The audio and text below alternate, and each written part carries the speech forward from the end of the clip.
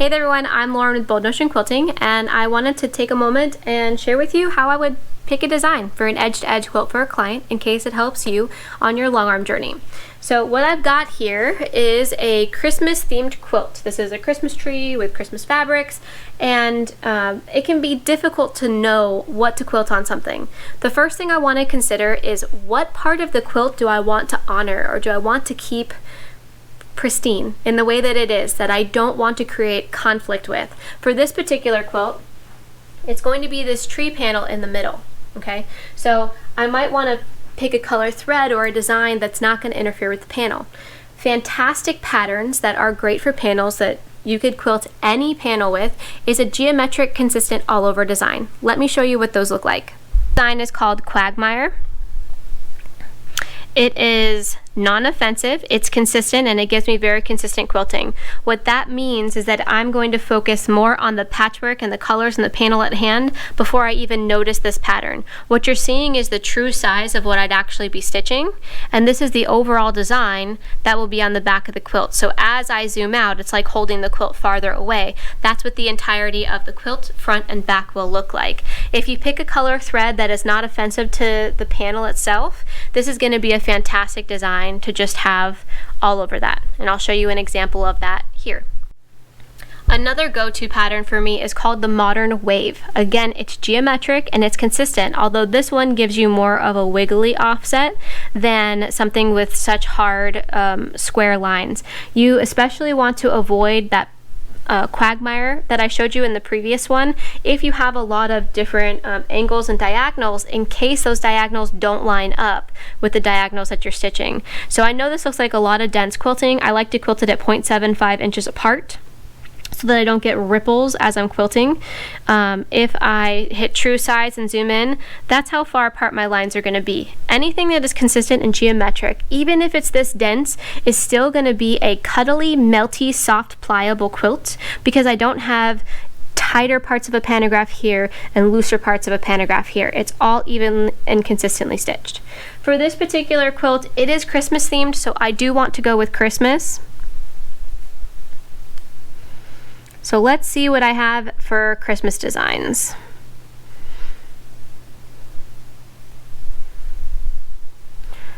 I'm probably going to end up stitching this continuous holly design because it's a good all over. It doesn't give me a start and a stop. It also doesn't double back on itself a lot, so I'm not going to have thread build up. So if I zoom true, that's how big my holly could be. I could probably put that up to 17 inches if I want, and make it even bigger. Okay, so that's one option. I could see quilting holly this large on the quilt, and it would only add to the Christmas cheer of my quilt top. So that one's nice and open. We'll stick with that one. If I go to Christmas, I've got ornaments. Those double back on every single star, so I get double thread buildup. That's not something that I'm going to pick. The Christmas lights have a lot of inconsistent areas. Not that it's not a great one to quilt, but look at how dense that is. Even if I put it at 17, it's still really dense, and if I zoom true, there's a big difference in the amount of lines here at the top of the ornament versus here at the bottom of the ornament. So it's going to give me a little bit inconsistent quilting where it's not going to draw in the quilt the same way.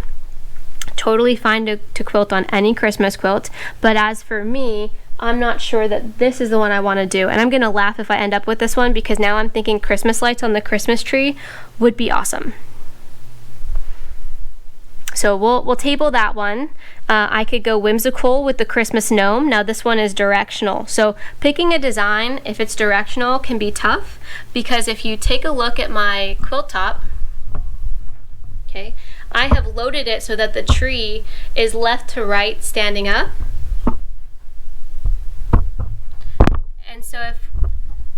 And so if I pick this gnome design, those gnomes are all going to be sideways on my quilt top, and that's not something that I'm going to want. Because of the way I loaded my quilt, this is not going to be the design that I pick. So there are so many factors in picking a design. I could take from my quilt top for inspiration. I could look for Christmas trees. I don't have those. We have some Christmas ornaments. These might look really nice actually. These are great because they're not, I don't like when the quilt is too densely quilted if it's minky and I want to use it. So these at 12 inches are going to be too big. So I'm going to check the scope of my design, and that's how big one ornament is. I could quilt it that big and it really wouldn't be a problem, but the size of this ornament in comparison to my patchwork size is not going to work for me. So I want to pick a pantograph if I were buying a paper one, or I want to resize my digital one so that it will work well with this particular quilt top. So my row height is 12. I'm going to cut that in half and go to 6. Now I look at the size of this ornament in relation to the size of my patchwork, and that definitely suits the larger bits of patchwork that I have here, because this is probably about 6.5, 7 inches from top to bottom here, and that's how big my points are as well. These blocks are 9 and change in size.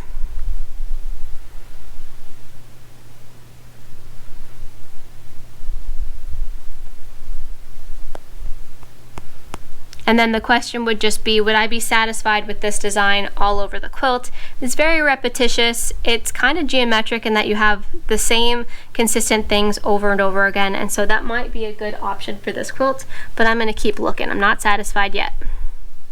So those are all the things that I have for Christmas. I know I have a Jingle Bells. Now this is more traditional Christmas, and so is my quilt top. It's a very classic, old school Christmas type quilt, so I'm gonna zoom true size and see how big those are. This is a lot of thread doubling back on itself, and so I have to decide if I really want that thread to double back. When thread doubles back, you've got 2 layers of thread in a certain area, and that increases the visibility of the thread, especially in high contrast areas like in the middle of my panel. So I may not pick a design like this because I don't want it to show up so much on my actual quilt top. While it is really pretty and goes well with my quilt, I really feel like it's probably too small. There's just a lot of thread doubling back, and I'm not sure how I feel about that. And it's going to take a really long time to quilt because there's a lot of curves doubling back and just various elements. It's also very consistently spaced, which is good for quilting. Zoom full. So that's what my whole quilt will look like. I don't know, I kind of like that. I'm gonna settle on the Jingle Bell design because I think that that goes with classic Christmas, much like my quilt top is a classic Christmas quilt top. So when you're selecting a pattern or design for your quilt top, you want to take into account a couple of things. Does it have angular piecing or curvy piecing? Sometimes you want to offset those with the opposite. So if it's curvy, you could put straight line designs. If it's angular, you could put curvy designs, but that's not always kind of a thing. It really is based off of your preference and the type of quilt that you have. So this particular quilt is a little bit more traditional. And so I'm going to pick something that looks a little bit more traditional and classic with this quilt panel than, say, a geometric or something of that nature. So you want to take that into account. The types of fabrics that you have can be a really great indicator as to what you could put on a particular quilt top.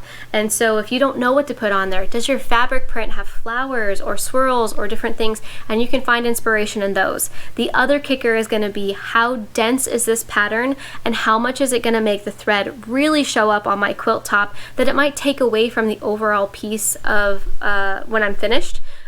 Because it's going to just detract with the thread buildup in areas that have more contrast with the thread.